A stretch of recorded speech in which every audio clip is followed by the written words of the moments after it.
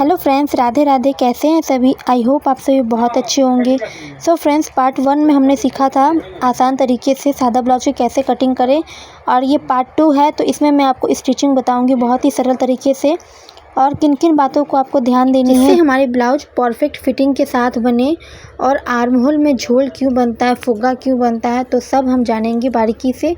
तो वीडियो में कंटिन्यू बने रहिए बिना स्किप किए हुए। आज मैं आपको बिल्कुल बारीक तरीके से आपको अच्छे से बताऊंगी। जो बिगिनर्स है वो ये वीडियो ज़रूर देखें, आपको अच्छे से ब्लाउज स्टिचिंग समझ में आ जाएगी। तो देखिए, सबसे पहले हम बैक पल्ले की स्टिचिंग करेंगे। तो बैक पल्ले में हम पहले प्लेट लगाते हैं।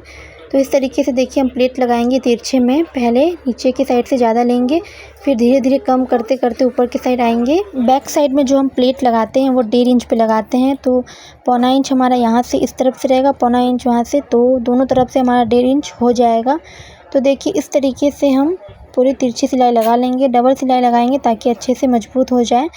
तो दूसरी तरफ भी इसी तरीके से सिलाई लगाएंगे, 1.25 इंच एक तरफ से, 1.25 इंच दूसरी तरफ से। तो इस तरीके से हम बैक पल्ले की प्लेट स्टिचिंग करते हैं। तो देखिए, उसके बाद हम करेंगे फ्रंट पल्ले की प्लेट की स्टिचिंग। तो देखिए, ये हमारा हो गया है, प्लेट हमारा बन गया है। तो इस तरीके से हम प्लेट लगाते हैं बैक साइड में। अब हम आगे की पल्ले में प्लेट लगाएंगे। तो देखिए, ये हमारा बैक पल्ला रेडी है, तो इसे हम साइड कर देंगे। उसके बाद हम फ्रंट पल्ला लेंगे। तो फ्रंट पल्ले पे देखिए, एक तरफ हम पहले स्टार्ट करेंगे कमर के साइड से। तो कमर के साइड से जैसा हमने बैक साइड में 1.5 इंच पे लिया था, तो फ्रंट पल्ले पे भी हम कमर के साइड से 1.5 इंच ही लेंगे। लेकिन जो हमारा साइड में रहता है सीना की तरफ, ऊपर आर्म होल में जो है और साइड में है बटन पट्टी पे है, तो उसमें हम थोड़ा थोड़ा इंच लेंगे, यानी कि आधा आधा इंच लेंगे। बाकी जो हमारा कमर के साइड से है नीचे के साइड से, उसमें हम 1.5 इंच लेंगे, जैसा कि हमने बैक पार्ट में लिया था। तो देखिए, इस तरीके से हम नीचे की साइड से ज़्यादा लेंगे, फिर धीरे धीरे तिरछे में सिलाई लगाएंगे, कम करते जाएंगे। तो इस तरीके से देखिए, नीचे की साइड से हम डाट बनाते हैं, प्लेट लगाते हैं, और उसके बाद जो हमारा तीनों प्लेट है वो हाफ इंच पे पड़ेगा। तो देखिए, इस तरीके से हाफ इंच पे हमने लिया है मार्जिन। उसके बाद हम तिरछे में सिलाई लगाएंगे, पहले हाफ इंच लेंगे, फिर उसके बाद धीरे धीरे कम करते जाएंगे आगे की तरफ। तो हमारा ये बिल्कुल परफेक्ट गोलाई के साथ बनेगा, बहुत अच्छा पफ निकल के आएगा। तो आप देख सकते हैं। तो चारों प्लेट हम इस तरीके से लगा लेंगे। एक प्लेट तो हम लगाएंगे 1.5 इंच पे, और बाकी के 3 प्लेट लगाएंगे हाफ इंच पे, इस तरीके से। तो देखिए, अब कमर के साइड वाले लगाएंगे जो हमारा फिटिंग के साइड में रहता है। इसमें भी हम आधा इंच ही लेंगे मार्जिन, आधा इंच लेते हुए तिरछे में सिलाई लगाएंगे।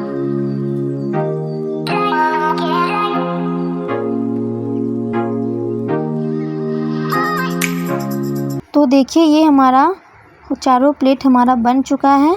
तो देखिए, कितना अच्छा इसका पफ निकल के आया है। तो इस तरीके से अगर आप प्लेट लगाएंगे तो बहुत अच्छा आपका पफ बनेगा। तो चलिए, दूसरे पल्ले में भी इसी तरीके से हम सिलाई लगा लेते हैं, प्लेट बना लेते हैं। तो देखिए, ये भी हमारा प्लेट बन के रेडी है, दोनों पल्ला हमारा रेडी है। अब हम इसमें हुक पट्टी, आई पट्टी बनाएंगे। तो देखिए, एक तरफ ये हमारा राइट साइड है, तो राइट साइड में हम हुक लगाते हैं। तो देखिए, इस तरीके से पट्टी लेंगे, हुक पट्टी, इस तरीके से सीधी सिलाई लगाएंगे। उसके बाद हम उसे पलट के एक टॉप स्टिच लगाएंगे।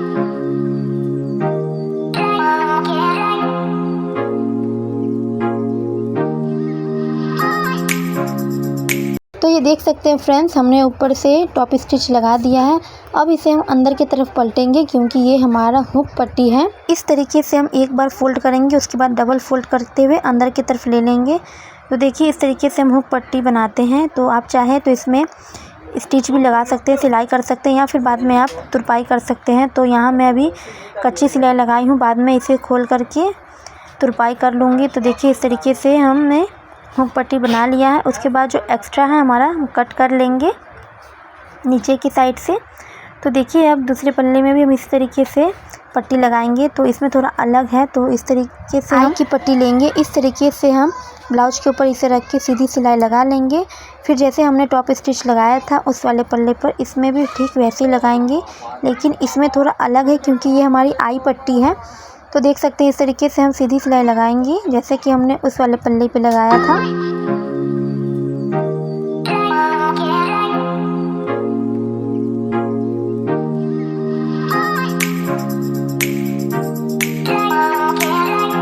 अब देखिए इसमें हम एक बार फ़ोल्ड करके दोबारा इस तरीके से फ़ोल्ड करेंगे, क्योंकि ये हमारा बाहर के साइड से हमें चाहिए, क्योंकि इसमें हम आई बनाते हैं।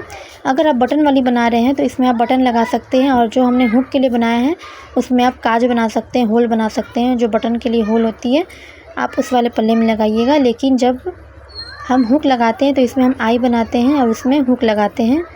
लेफ़्ट वाले पल्ले पर हम आई बनाते हैं, तो देखिए हुक के पल्ले को हम इस तरीके से आई के पल्ले पर चढ़ाते हुए इस तरीके से हम पहनते हैं। तो ये हमारा दोनों पल्ला बिल्कुल परफेक्ट रेडी है। उसके बाद हम इसमें शोल्डर जोड़ेंगे। फ्रंट वाले पल्ले और बैक वाले पल्ले का हम शोल्डर जोड़ लेंगे इस तरीके से। तो देख सकते हैं बैक वाला पल्ला हमने इस तरीके से रखा है, सीधा हमारे तरफ है और उल्टा मशीन की तरफ है। देख सकते हैं इस तरीके से रखेंगे।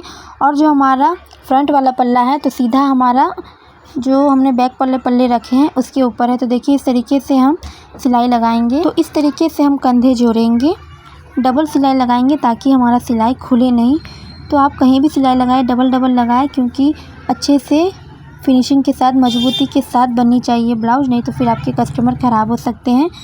तो कोई भी काम कीजिए तो फिनिशिंग के साथ कीजिए। तो यहाँ देखिए डबल डबल सिलाई मैंने दोनों कंधे पर लगा दी है। इसके बाद हम इसमें फ़िटिंग की सिलाई लगाएंगे। तो फ़िटिंग की सिलाई लगाने से पहले कमर वाले पार्ट को हम फ़ोल्ड करेंगे, नीचे की साइड जो है उसे हम फ़ोल्ड करेंगे। तो देखिए फ्रेंड्स हमारा शोल्डर अटैच हो गया है इस तरीके से, क्योंकि मैंने तिरछे में कटिंग किया था तो सिलाई भी तिरछे ही है, क्योंकि इस तरीके से अगर हम सिलाई लगाते हैं तिरछे में तो हमारी फ़िटिंग अच्छी आती है, परफेक्ट आती है, क्योंकि हमारा बॉडी शेप भी इस तरीके से होता है, डाउन की तरफ होता है।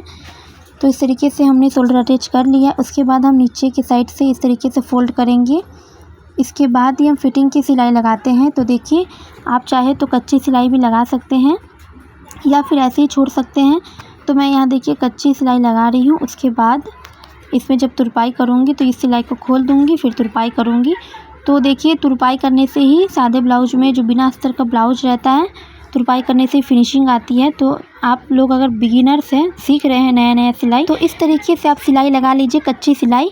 उसके बाद जब आप तुरपाई कीजिएगा तो तुरपाई करने के बाद इस सिलाई को पिन की हेल्प से निकाल लीजिएगा, तो आपके लिए बहुत आसान होगा ये। तो देखिए दूसरी तरफ भी हमने इसी तरीके से इस कच्ची सिलाई लगा दी है। जब तुरपाई करेंगे तो इसे खोल देंगे। तो देख सकते हैं अब हम ब्लाउज की फ़िटिंग लगाएंगे। तो ब्लाउज की फ़िटिंग लगाने के लिए देखिए अगर आपके पास इंटरलॉक मशीन नहीं है तो आप इस तरीके से सिलाई लगाइए। तो देखिए ये हमारा सीधा पल्ला है, सीधा तरफ है।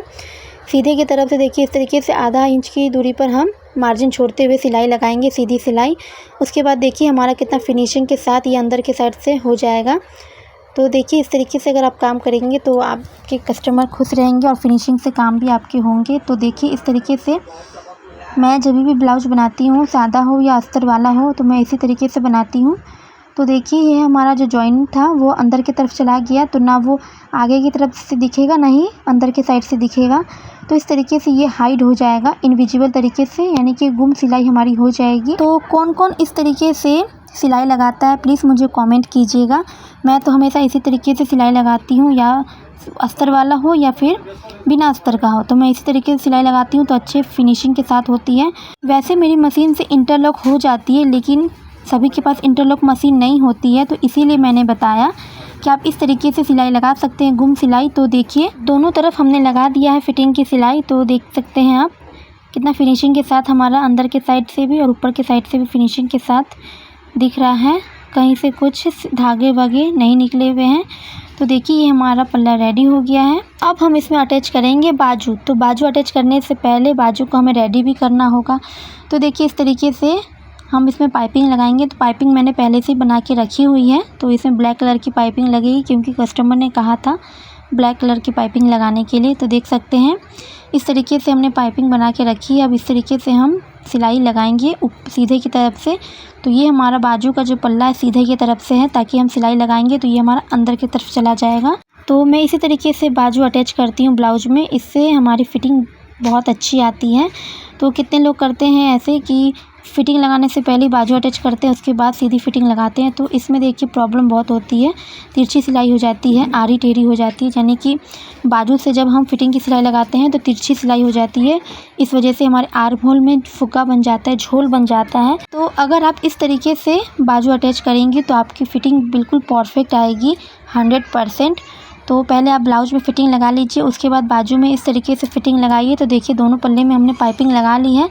उसके बाद हम फ़िटिंग की सिलाई लगाएंगे। तो फ़िटिंग की सिलाई लगाने से पहले हम मेजरमेंट लेंगे। तो हमारा बाजू का जो फ़िटिंग है वो है 11, यानी कि 5.5 डबल में लिया है हमने। इस तरीके से देखिए हम सिलाई लगा लेंगे। उसके बाद ही हम बाजू को अटैच करेंगे ब्लाउज में।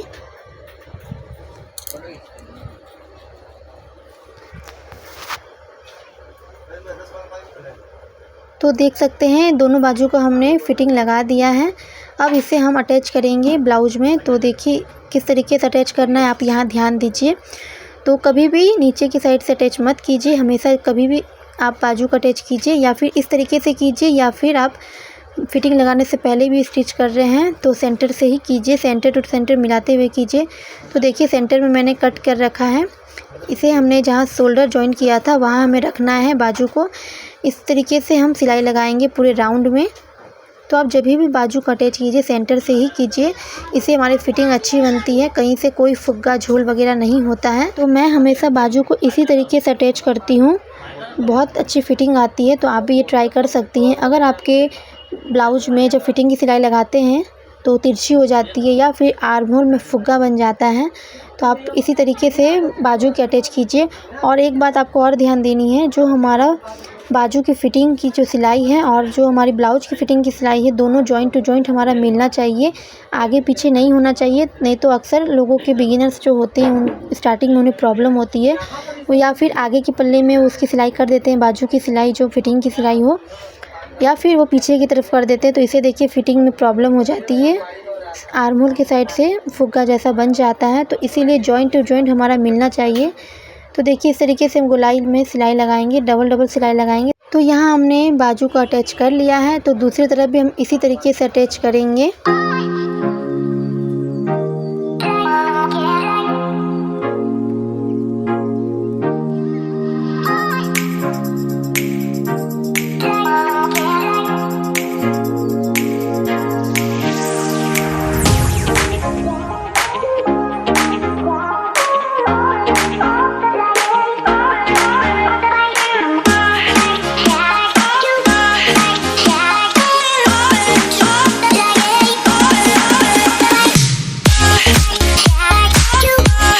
तो देख सकते हैं फ्रेंड्स, बाजू हमने अटैच कर लिया है दोनों पल्ले में। तो देखिए जॉइंट टू जॉइंट हमारा मिला है, सिलाई हमारी बिल्कुल सीधी आई है। अगर आप उस तरीके से फ़िटिंग लगाने से पहले ही बाजू को अटैच करते फिर फ़िटिंग लगाते तो अक्सर आर्म होल में झोल पड़ जाता है। तो इस बात का आपको ध्यान देना है। इस तरीके से आप अगर फ़िटिंग की सिलाई लगाएंगे और बाजू को अटैच करेंगे तो आपकी सिलाई कभी भी तिरछी नहीं होगी, आर्म होल में झोल कभी नहीं पड़ेगा। तो आप ये ट्रिक ज़रूर आजमाइए। तो देख सकते हैं अब मैं पाइपिंग लगाऊंगी। तो पाइपिंग मैंने, जैसा कि मैंने आपको बताया, पहले से मैंने बना रखी है। अगर आपको सीखना है डोरी पाइपिंग कैसे बनाते हैं तो आपको मेरे चैनल पे मिल जाएगा, आप जाकर के देख सकती हैं। तो ऐसे ही टिप्स और ट्रिक्स जानने के लिए मेरे चैनल को सब्सक्राइब कर लीजिए आप, ताकि जब भी मैं कोई वीडियो अपलोड करूँ तो आप तक जल्दी से पहुँच जाए। तो देखिए इस तरीके से हम जब पाइपिंग लगाते हैं तो साथ में हम डोरी भी इसी के अंदर लगा लेते हैं इसी समय, नहीं तो फिर बाद में लगाने से फिनिशिंग नहीं आती, ऊपर से दिखता है। तो अगर आप डोरी लगा रहे हैं तो आप पाइपिंग लगाते समय ही डोरी लगाइए।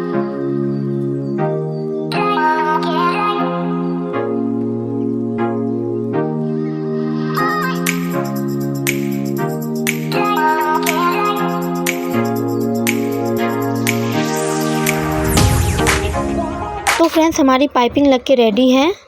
अब हम इसकी जो एक्स्ट्रा पाइपिंग है उसे कट कर लेंगे, थोड़ा सा मार्जिन छोड़ते हुए, ताकि जब हम इसमें तुरपाई करें तो इसे फोल्ड करने में बने। तो यहाँ देख सकते हैं फ्रेंड्स हमारी ब्लाउज बिल्कुल रेडी है। तुरपाई वगैरह मैंने सब कर रखा है, बस हमने इसमें हुक आई नहीं बनाए हैं।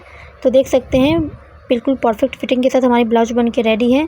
आई होप आपको वीडियो पसंद आई हो फ्रेंड्स। अगर अच्छी लगी हो तो प्लीज़ लाइक शेयर कमेंट करके ज़रूर बताएं, और सब्सक्राइब भी हमारे चैनल को ज़रूर कर दीजिए। तो चलिए मिलते हैं अगली वीडियो में, तब तक के लिए बाय बाय, राधे राधे।